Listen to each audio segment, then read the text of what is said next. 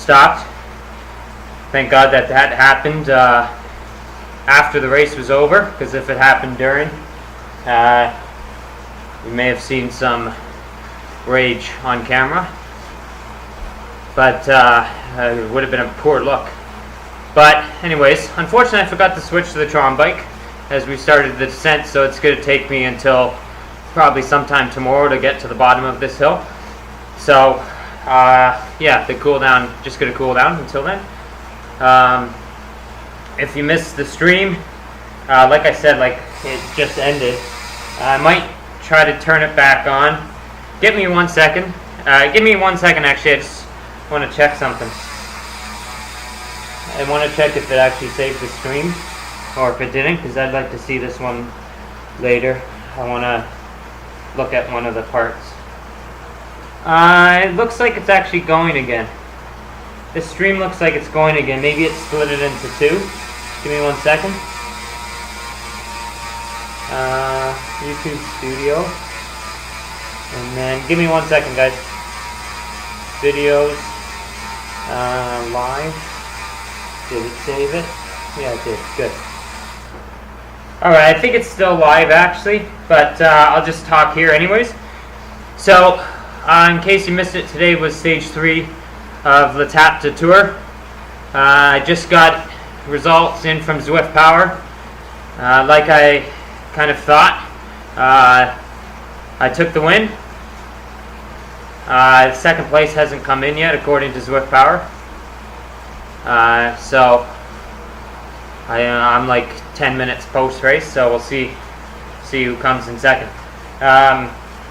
Anyways, like I thought, the guy who ended up winning the race, he wasn't on Zwift Power. I don't even know if he had heart rate monitor on. Unfortunately, this race was a bit of a weird one because there were so many people in that front group that either weren't wearing heart rate monitors or Z-Power or doing some like this. The Etape is driving me absolutely bonkers. You may have seen about 10 times on the stream my power dropped because I need to re-index the Etape. That makes sense. Etape, you're supposed to set it and forget it. Mine has a mind of its own, and it'll index it here. It was it was a 1 hour long effort, which is, I'll say, it was really weird. It was a really weird feeling throughout the entire thing, kind of because it's like it's such a long effort that like I've never paced an effort that long before, and this really felt like pacing. And you may have heard, maybe you didn't in the live stream. It was kind of weird because, like, unlike the Alp, I was able to kind of build. So, like, when I did the Alp, I split it into pieces, where I did first 15 minutes at just about threshold, like maybe a couple watts under, and then next 15 minutes, a couple watts over or just at threshold, and then the last 5 minutes as hard as I can go, building to the point that, you know, in the last minute, 2 minutes, I'm over 400, so I'm into like Ventoux max, and it feels like, you know, your heart's kind of going to explode kind of feeling. And it sounds weird, but I like that feeling. I like getting to that point on an effort. This one kind of felt like I was riding. I put in some like attacks at the bottom of the hill to kind of separate the field a little bit. But then after that, I got kind of nervous around 25 minutes, and I started riding just like at threshold the whole time. And it was kind of weird because like I've never done that before, where I never felt like I got to the point that like I was gonna have a heart attack. It felt really hard, and like at the top of the hill, let me say, yeah, I was dead, because it's just like I've been riding hard the whole time, but it never got to the point that I was riding like really hard, if that makes any sense. It always felt like I was kind of keeping myself on a bit of a leash because I was a little bit nervous. Because it's also, I've never done this hill before, so I don't even know, like, how long is this actually even going to take me? I have no idea. You know, on the Alp, I know the pavement on the, I know the virtual pavement on the Alp. Like, I know exactly where I am and exactly how long it's going to take to get from A to B. You know, when you're at second last turn, third last turn, whatever, I know exactly how long that's going to be. So, if we lose power again, my bad. There's a little tornado going outside. Fortunately, I'm already in the basement, so this is good. We're in the safe zone. Anyways, yeah, it looks pretty gnarly. So, yeah, it was kind of weird because it felt like I was riding just like comfortably hard. And then it got really hard when I put in an attack probably 25 minutes in, but it never got like insane. And that's kind of, it was kind of weird with that. Like it kind of had a really weird feeling to it. As hard as I can go, I think, for that hour.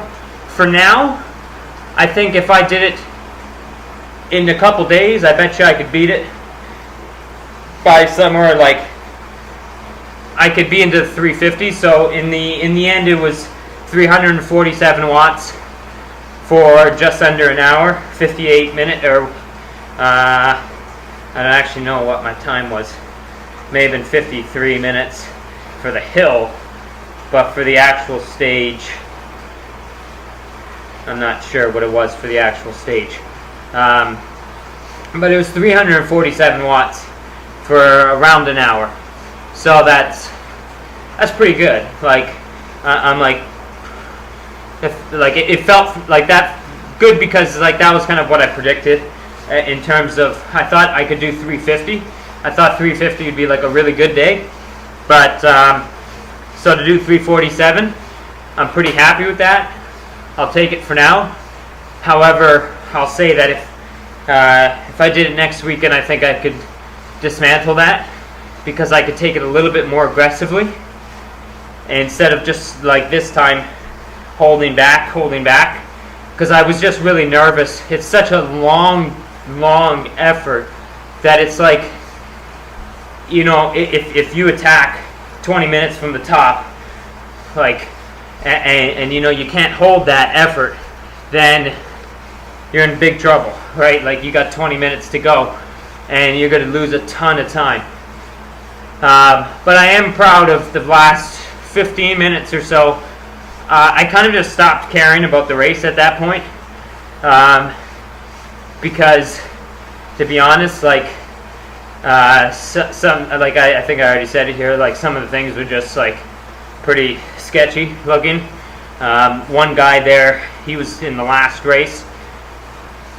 I didn't know what he's done to his trainer, but it goes from 9 watts per kilo to 0, back to 9, back to 0. So this guy on the screen literally stops pedaling, and then he goes to 9, and then he goes to 0. So I don't know what he's doing.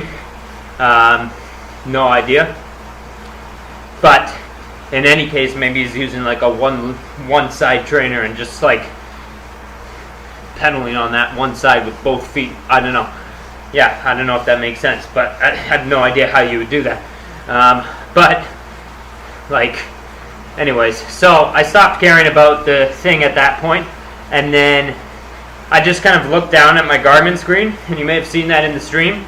I think I looked up like 3 times in the final 15 minutes, and all I did was just look at the power, and I kind of like set myself little tiny targets throughout. So like in the last 15 minutes, I was saying to myself, just keep it above 350. And then after 5 minutes, so like 10 minutes to go, try to keep it over 360. And then with 5 minutes to go, finally got back onto the group of people there and went right past them. And then kept it pretty solid until the end. And yeah, took the win. So that's 2 wins and 1/3. We'll see if that gets me the overall. I don't know if I don't think it'll give me the overall win in the tour, but it'll definitely put me up there, I think, in the standings. So overall, pretty good. But like I said, I want more. Like I don't. It was the first time when I did the Alp for the first time. I was like, when I really did the Alp for the first time, I didn't even know what it was. 37 minutes within a little workout. I did it, and then the time after that was 34:58, and then the time after that was 34:25. And I think I could go under 34 right now. So I think I could do a lot better. But for now, it's really interesting because, like I said, like that was, how often do you get to do 1 hour FTP test? And right now, 347 watts for an hour. It's pretty good. It's like 5 by 60 kilos. Hey Google, what's 347 divided by 60? The answer is approximately 5.783333. 5.78, so 5.8. I'm rounding up. Yeah, so it's pretty good. I'm pretty happy with that. But it can be better. I have a little goal for myself that I won't talk about just yet, but by the end of the year, my FTP is going to be a lot more than that, let's just say. But for now, that's good. I'll take 350 for now, or 347. Anyways, so that's all. In terms of, I just realized I have Instagram and the thing going on now, so this could be interesting. Yeah, the stream is going. I think I might just go over there, Derek. Maybe end this thing, or I'll keep going because there's people here too. So, yeah. In terms of what's after this, first, like I said, I'll try to get to the bottom of this hill. With this Trek Madone, it actually probably takes as much time going down it as it did coming up, because it's just a brilliant bike here on Zwift. It's fantastically. It's just, I don't know who designed the algorithm for this. It's insane. And why on earth are we using a Trek Madone? Let me ask, if this series, if Zwift ever comes across this video somehow, if the race series was sponsored by Trek, which I'm assuming it is, because every single race so far has had the assigned bike be a Trek, why wouldn't, for Mont Ventoux, why wouldn't we be on an Amonda SLR? I don't know. Is that bike not their climbing bike? Is it not one of the lightest frames available? Why would no Grand Tour person is using a Madone up Mont Ventoux? No one. I don't know. So, anyways, it's kind of weird to me. If it was sponsored by Trek, why would we use an out-and-out aero bike to go up Mont Ventoux? Overall, the climb is pretty interesting, and like I said, I hope that Zwift figures out a way that we can ride this course again, because I'd like to take another crack at that climb. Not right now, but actually, interestingly enough, my legs feel okay right now. That's the thing. Like I don't feel like I went above threshold that many times, like enough to like deplete them so much, because I was so nervous about depleting them to the point that they couldn't keep even threshold. So my surges were only like, at the bottom of the hill at least, I went up to like 380, something in that range, 370, 380, and kept that for maybe 45 seconds, something like that. And then I recovered at 335, and then I just kept doing that over and over. And amazingly, my heart rate, I think, only cracked 180 at the top. So I did a pretty good job, and thank you, Derek. Shout out to you, because I just happened to look over my screen. I saw a thing that said "Stay cool," and at that point in time, I hadn't actually gone to my little icy bottle here with ice cubes in it in a long time, and doused myself in that, and that helped quite a bit. I felt pretty good temperature-wise all day, so that was good. I think we're actually at the bottom. Holy moly, this is incredible. That was good. As I was talking, I've been talking for 30 minutes, that's why. Anyways, that's all for now. Like I said, there'll be some updates. I'll let you know in 2 days. If anyone's still watching this live stream, or this stream, one of the two, I'll announce in a couple days. I may have some stuff going on this week, which isn't like amazing stuff, but in terms of like what the second half of the year is going to look like here, got some decisions to make. If you've been following along on Strava, you probably have some idea. But anyways, we'll discuss what's going on and let you know what's going on in the second half of the year and my plans and stuff like that. For now, it's recover, see if I can get back on this next weekend, and see if I can go 355. Because I think I could go 355 for this climb. I think so. Because that was hard, but I can go harder, I think. But anyways, it was everything I had for today and got me the win, so overall a good day, and we'll see where that lands me in the overall standings of Etape de Tour. And it's been a fun little ride on this thing. I don't know what happened to Kenneth Ventoux here. He was in the race and just left. I don't know what happened. I was kind of excited to take a crack at him, because in real life, me and him had like within a second up a climb in Lanzarote. We were like, I think he was 2 seconds ahead of me. They had a bit of a group.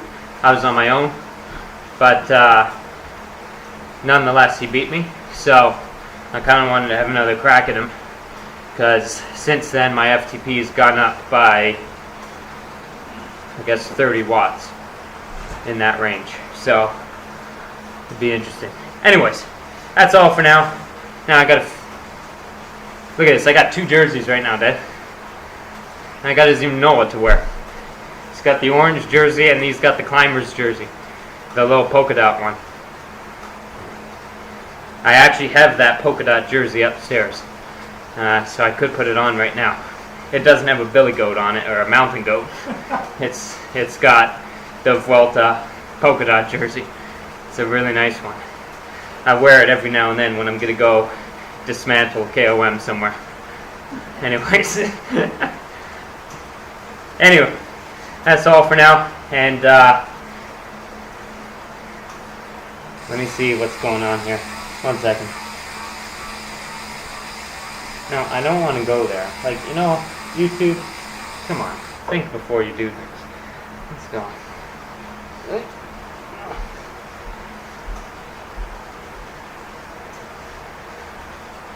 Alright, anyways, that's it. Catch you next time. Thanks for watching. And thanks for following along on the stream. Appreciate it. I'll catch you later.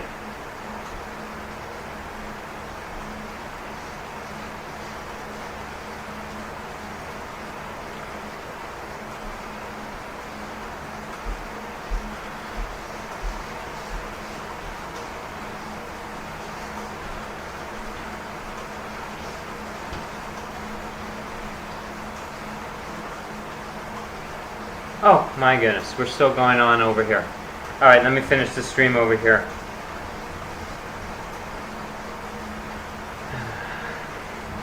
My music was lacking today. I'm blaming the music as the problem here.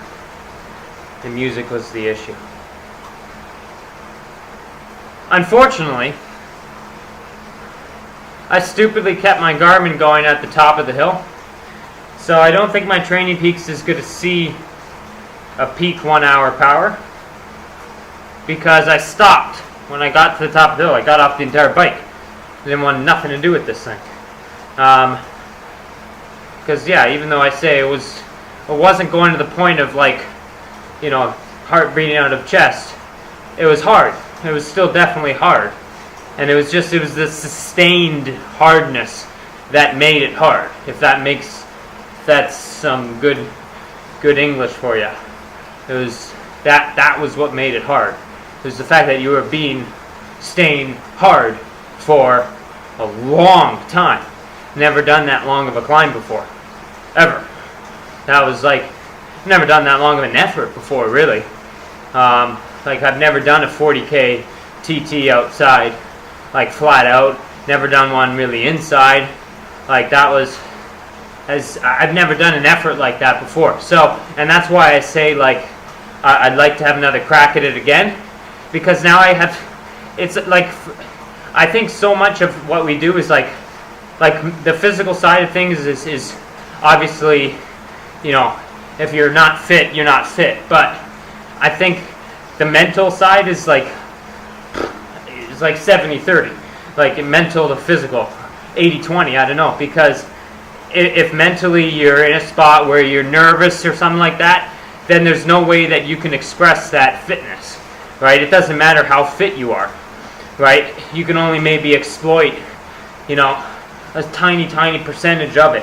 So, like, now that I know in my head exactly, I have a really good idea of how long it is, because that helps too, and I know that I can hold X power for that duration of time without blowing up. That, plus if I re-index this Etape so that I don't, you must have seen that. You must have seen that. There are a number of times where I changed gears and it didn't go over. So you hear that like that sound where the chain isn't over yet. It's still spinning, but the thing has moved. The derailleur has moved, but the chain hasn't. So you're not catching really anything. And then I had to change up 2 gears and then change down 1 to get it in. So I just need to index it that way, just maybe like 1 millimeter, 2 millimeters, and then it'll be fine. But overall, now that, like I'm saying, now that I know I can do it, and I have an idea of how long it is, have an idea of the power that I can hold, I think now, like, what did I do, 53.10 or something like that? I think that now that I've done 53.10, I think if I took another stab at it, even not even with that much recovery, if I took another stab at it, say like Wednesday, I bet you anything I could do 51 minutes, right? Just because I know it now. And it was like that on the Alp.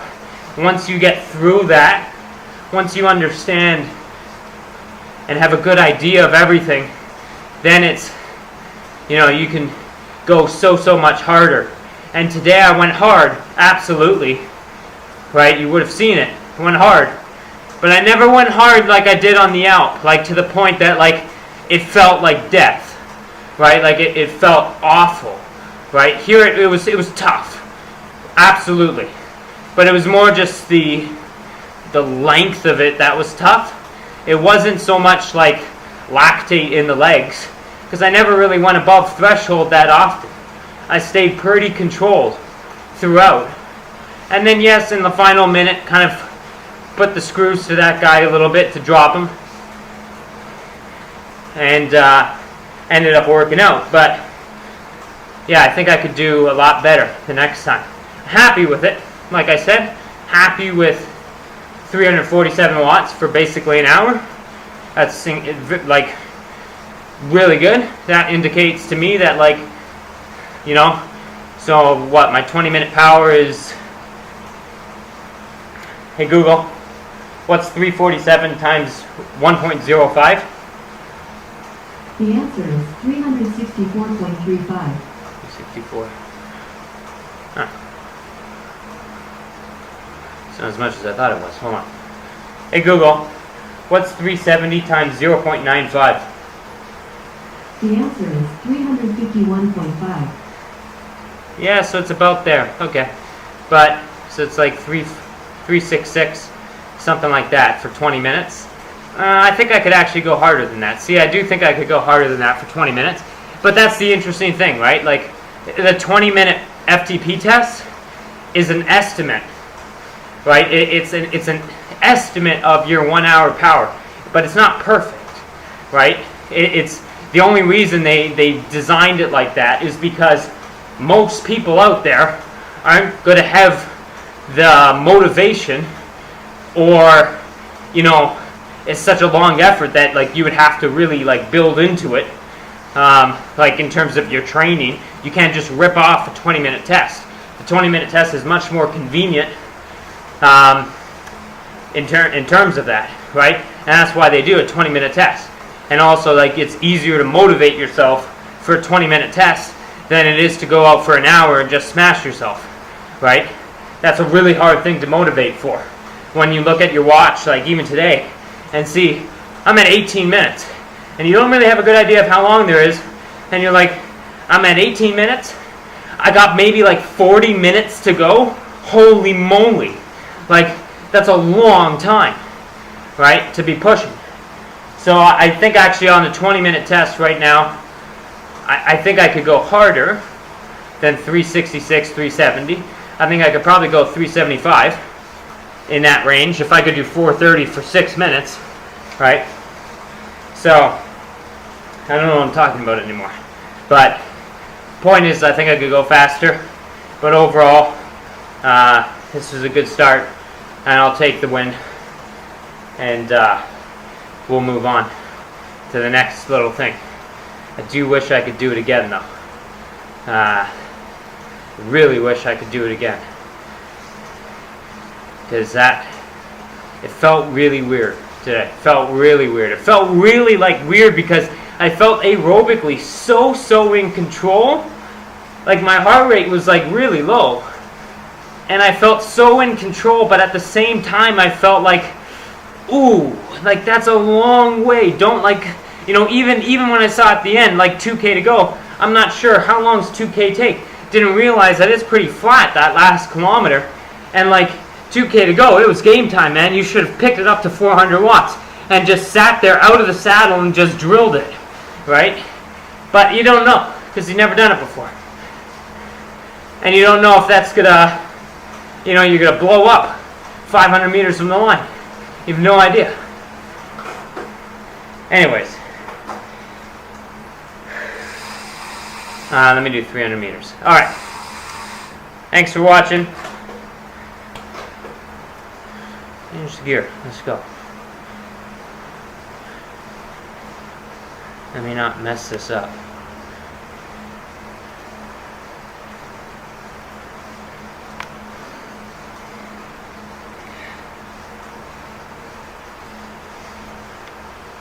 Stream ended.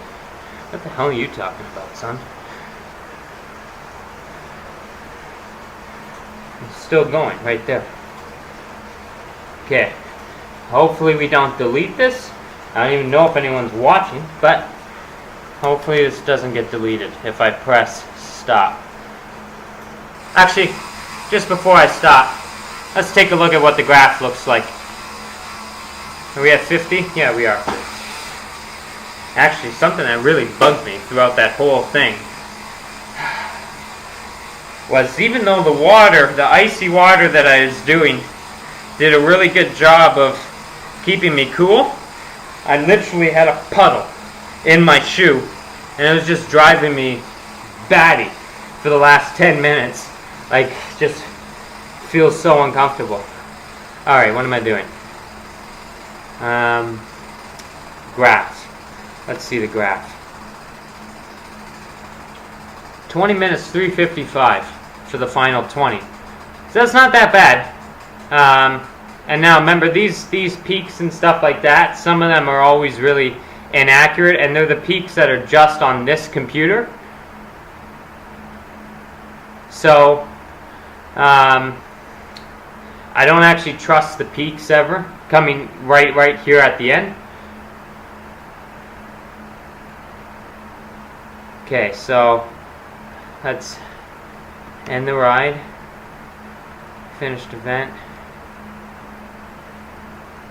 See, like when you go to critical power, I don't think any of these are actually real. See, that's not a good minute. Like, I wanted the final, like, 5 minutes. But you just don't know. It's just so hard when you don't know how long that's going to take to get to the end. So, let's see. So when I did the Alp, I did it on this computer, right? Looks like 358 was on the Alp. Today was 352. So 6 watts less. It's not that bad. But then everything after this is a peak. So 352 for 37. I wish I was a kilogram lighter today.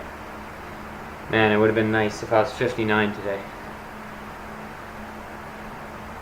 That would have been nice. Should have just not ate through the week. That would have been good. Yeah, so it's not going to be a nice peak for the hour because see, I stopped pedaling. I should have just kept going. Damn it. Why did I get off the bike? Oh yeah, I was dead. So the thing took 53. So 348 for 54 minutes. So this actually had higher than my Garmin by 1 or 2 watts. Normally it's like 1 or 2 lower than the Garmin. It was 1 watt higher, it looks like. Or maybe, no, that's why. It's because I started the Garmin 30 seconds or so before the start of the race. So that's why. A minute before the start, actually. But that's pretty nice. 348 for 55 minutes. Let's see what it looks like on the timeline. See, you can see what I was doing here. Like, we started pretty steady, got up to the group, and then you look at this part here. See how it goes up and down, up, down, up, down, up, down? See, so that part, that's where I was saying, like, I would go out of the saddle. See, you can see a little tiny thing of red in there. So I went out of the saddle, got it up, and then when I saw that my heart rate hit like 175, or 178 plus in that range, and I shed like one guy at least, then I came back into the saddle, and then I just tried to hold about 335, so about sweet spot. Interesting that that's not in green, but sweet spot. And then you see, as soon as I see my heart rate get into the low 70s again, and not necessarily that I'm going by the heart rate, but as soon as I could feel like I'm ready to go again, I went again, put in another little surge, see like 390, that was pretty good. And then the only part that I really got nervous was right around here. I put in a big attack here, hit like 430, I think I actually hit 450 for a little second or so. And then what the problem was I came down off that attack, and then the other guy went over the top on me, and then as my power was getting lower, my heart rate was getting higher, and then I started getting nervous, thinking I think we may have just gone a little too over, and I actually I got dropped right there and recovered. But then, as you can see here, these final, how long is this part here?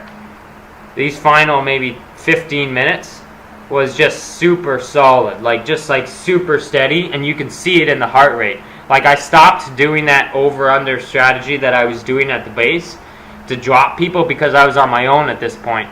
And so I just kept it dead steady for the rest of that. So I'm pretty happy with that. What do we got? One.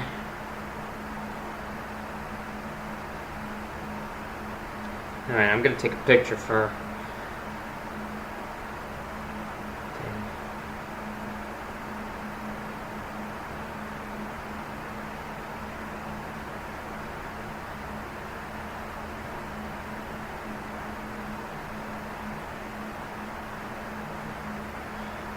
Alright, anyways, so that's good. Let's save.